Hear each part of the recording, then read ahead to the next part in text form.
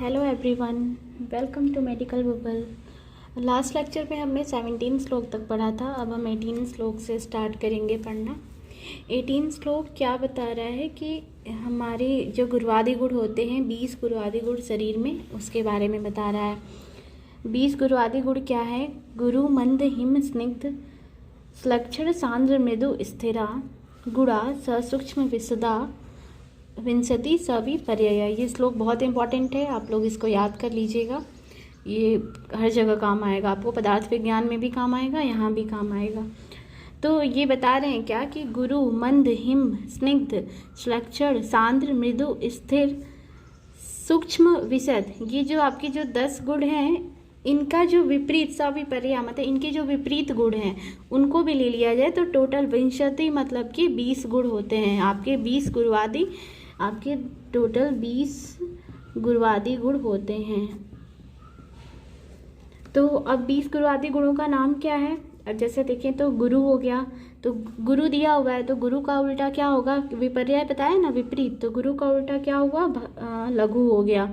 मंद हो गया तो मंद का अपोजिट क्या होगा? तीक्ष्ण हो गया। तो इसी तरह जितने जो हमारे 10 गुण हैं, इन 10 के विपरीत गुण हमारे 20 गुरुवादी गुण होते हैं। ये श्लोक यही बता रहा है। अगला श्लोक देखते हैं। 19 नंबर का श्लोक क्या कहते हैं कि कालार्थ कर्मणा योगो हीन मिथ्या अतिमात्रकः संयोगस्य विज्ञेयो रोगारोग्य कारणम। तो ये रोग एवं आरोग्य के कारण का श्लोक है। मतलब कि कैसे हमारे शरीर में रोग होता है या कैसे हमारे शरीर में आरोग्यता आती है, तो इसके बारे में ये बता रहे हैं। तो इसमें क्या क्या कहा जा रहा है कि कालार्थ कर्मणा, काल अर्थ कर्म, ये 3 चीज़ें हैं, कर्म अर्थात काम। तो इन तीनों का हीन मिथ्या अति, देखो हीन योग, मिथ्या योग, अति योग होने पे ही क्या होता है? हमारे शरीर में रोग या रोग उत्पत्ति का कारण होता है।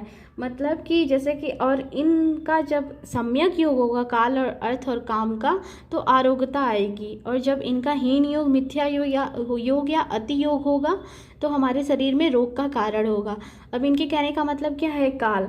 अब काल से हम किसको ले लें? जैसे कि हम काल से उसको मौसम को लिया जाता है। जैसे हमारे कहा जाता है कि वैसे तो देखा जाए तो 3 मुख्य मौसम होते हैं, यह 3 ऋतुएं मुख्य होती हैं, शीतकाल, उष्णकाल और वर्षा काल।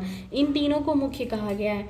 इन तीनों का ही यदि हीन योग होता है, मतलब कि शीतकाल बता रहा है कि शीतकाल में, जैसे शीतकाल में हमें ठंडी होनी चाहिए, लेकिन ठंडी ना होके मतलब ठंडी का मौसम ना होकर उसका हीन योग हो जाए, मतलब ठंडी ना पड़े, तो ये हो गया आपका हीन योग। मिथ्या योग मतलब कि आपको ठंडी पता ही ना चले लेकिन फिर भी अनुभव हो। अति योग हो गया कि अति योग मतलब कि बहुत अत्यधिक मात्रा में ठंडी पड़े, मतलब ठंडी बहुत ज़्यादा ही पड़े।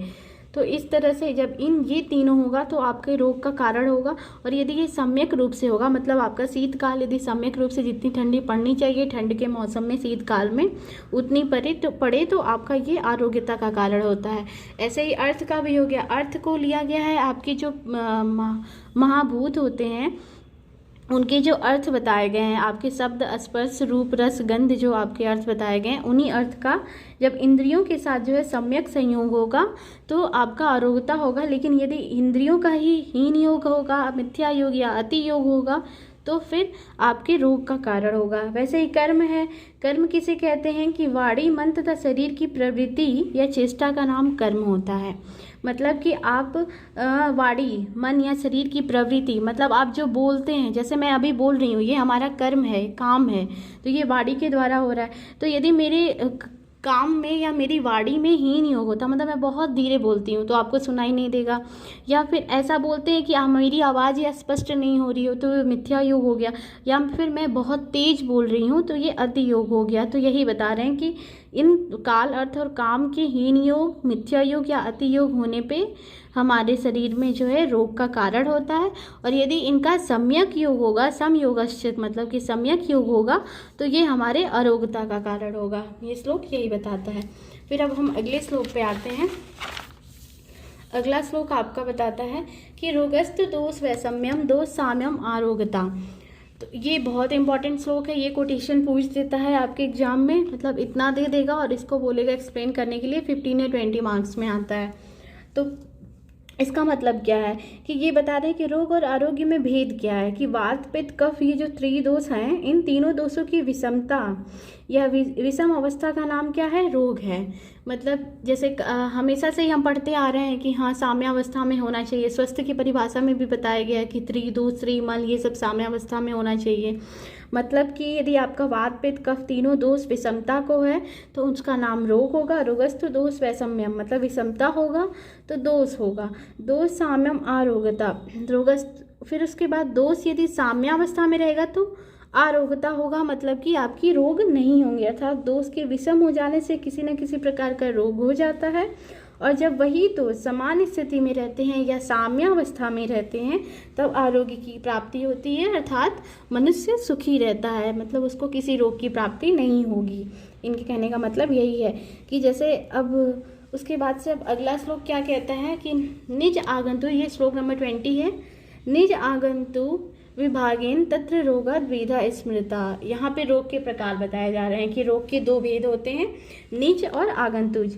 निज मतलब क्या है, निज स्वयं को बोला जाता है, आगंतुज मतलब कि जो कि कहीं से आया हुआ है, निज मतलब स्वयं। अर्थात इनके कहने का मतलब कि जो हमारे शरीर में 3 दोष हैं, वात आदि दोष हैं, वात पित्त कफ, इन तीनों दोषों की वजह से जो हमारे शरीर में विषमता जब होती है तो जो रोग उत्पन्न होता है उनको निज रोग कहते हैं, क्योंकि ये हमारे शरीर के अंदर ही है, मतलब स्वयं ही है। और आगंतुज क्या होता है कि जो कहीं दूसरे, मतलब जो कहते हैं ना फॉरेन पार्टिकल्स हमारे बॉडी में आ जाते हैं, मतलब बैक्टीरिया वायरस की बात करी जा रही है यहाँ पे, कि जैसे मान लो हमें क्या हुआ कि हमें कहीं से चोट लग गई, हम जा रहे हैं गिर गए तो चोट लग गई, तो वहाँ इन्फेक्टेड हो गया वो एरिया, वहाँ इन्फेक्टेड हो गया तो बैक्टीरियल या वायरल दोनों इन्फेक्शन हो सकता है, कोई भी इन्फेक्शन, तो उसी को बताया जा रहा है कि आगंतुज रोग है। और निज रोग क्या है, हमारे शरीर के अंदर ही हम जैसे हमारे ऑर्गन, हमारे कोई ऑर्गन लीवर हो गया या हमारा स्टमक हो गया या लंग्स हो गया, ये प्रॉपर तरीके से फंक्शन नहीं कर रहा है तो ये क्या हो गया, ये कहेंगे ना कि ये निज रोग है, मतलब हमारे शरीर के पार्ट जो है वही प्रॉपर तरीके से फंक्शन नहीं कर रहे हैं, तो वो रोग निज रोग हो गया और ये आगंतुज रोग हो गया। इस तरह से आपके 2 रोग हो गए। फिर उसके नीचे भी एक और श्लोक है, वो क्या कहता है कि तेषाम काय मनोभेदा अधिष्ठानम अपि द्विधा। तो ये बता रहे हैं कि जो हमारे रोग हैं, इन रोगों का 2 अधिष्ठान है, मतलब 2 जगह वो व्यवस्थित होते हैं, अधिष्ठित होते हैं। तो अधिष्ठान मतलब कि आश्रय स्थान, मतलब कि कहाँ रहता है, उसके रहने का जगह क्या है। तो दोषों के रहने का 2 जगह बताया इन्होंने, काय और मन। काय मतलब कि शरीर का पर्यायवाची है ये हमारा शरीर, और मन। तभी तो कहते हैं कि रोग 2 प्रकार के हैं, शारीरिक रोग और मानसिक रोग, तो यही हो गया शारीरिक और मानसिक रोग। तो इस तरह से 2 रोगों के अधिष्ठान हो गए। अगला श्लोक क्या है, 21 नंबर का श्लोक है ये, कि रजस तमश्च मनसो द्वौ च दोषादु द्वाहृतय। तो ये बता रहे हैं कि ये श्लोक ये क्या कहता है कि रज और तम, मानसिक दोष कितने हैं, रज और तम 2 तरह के हैं, द्वौ च 2 बता रहे हैं कि रज और तम 2 प्रकार के मानसिक दोष होते हैं। लेकिन जो मानसिक गुण कहा होता है वो 3 होता है, सत्व रज और तम। यहाँ पे यदि हम गुण की बात करेंगे तो 3 हो जाएगा, सत्व को भी इंक्लूड कर दिया जाता है, सत्व रज और तम, ये 3 तरह के आपके मानसिक गुण हो जाते हैं। तो इस तरह से देखा जाए तो ये दोष जो है रज और तम हो गए, सत्व रज तम गुण हो गए।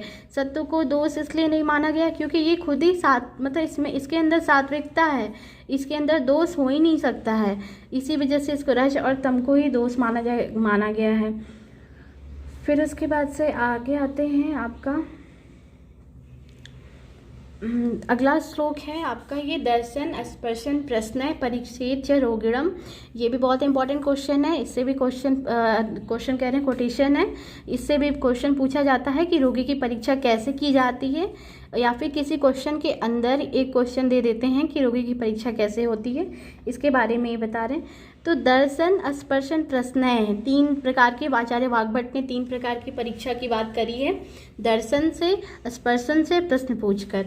अब दर्शन का मतलब यहाँ पे आप क्या समझ रहे हैं कि जैसे देखना। अब क्या होता है कि आयुर्वेद क्या प्रकृति देखकर वो करता है, चिकित्सा करता है। तो जैसे कोई पेशेंट आपके पास आ रहा है तो आप पहले उसको देखेंगे या फिर उससे पूछेंगे कि हाँ उसका खान पान कैसा है, या वो किस देश में रह रहा है, कौन से ऋतु में मतलब उसको डिजीज हुआ है, ये सारी चीज़ें आप, या फिर उसको देखेंगे कि वो स्थूल व्यक्ति है कि कृष्ण व्यक्ति है, ऐसे देखकर हम उसको जानेंगे कि क्या हुआ है। तो वो हो जाएगा आपका दर्शन हो जाएगा।